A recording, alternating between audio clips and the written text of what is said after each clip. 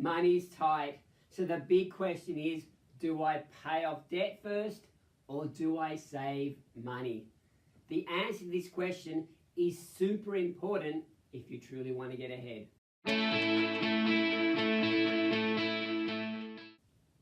Hey guys, well today I'm going to talk to you about one of the most common questions I get asked, and that is, I've only got so much spare money, so should I be throwing it at my debt or should I be building my savings first?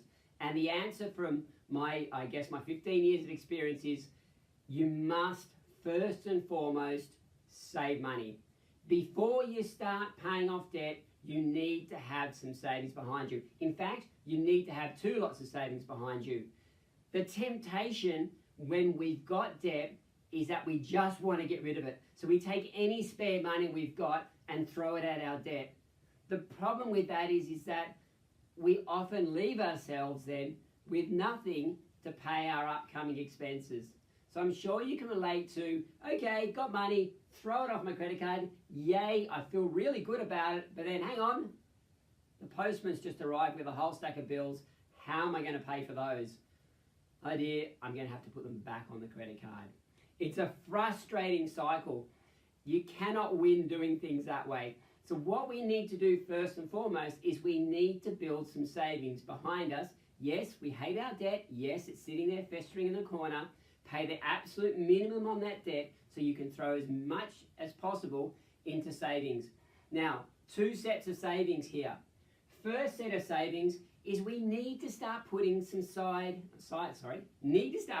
money aside for our future expenses. So yes, this means we need a budget. We need to be putting aside 1/12 of all our future expenses so that when they turn up, we've got cash sitting there to pay for them.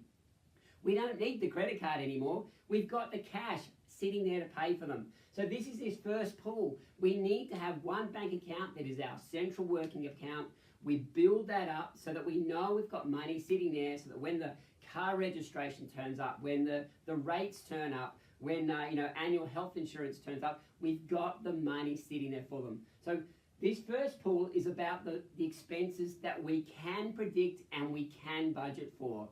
So this needs to be your first step. The second step then is to build a rainy day fund. Because we can't anticipate every single expense that's going to come our way, we need to have what I call a rainy day fund of $2,000 to $3,000 to cover the things we just can't expect, the things we just can't budget for. It will happen, and you know what I mean. You have an accident in the car and you have to pay an excess, or the fridge dies, or the hot water system dies, or you need some expensive dental work. They're all real costs. They happen. We just don't know when, so we need to allow for them by having a second pool of funds. Once we have that second pool of funds in place, we then, and only then, we start focusing on our debts, starting with the smallest debt first. The reason we do it this way is that if you can get your smallest debt first and just throw everything you've got in your smallest debt, you get some quick wins on the board and you start to believe anything is possible. And not only that, but once you've paid off your smallest debt, the minimum payments you were making off that smallest debt now become available to start throwing at the second debt. So you've got more money to pay off a bigger debt and you feel pretty good about it. So that's it.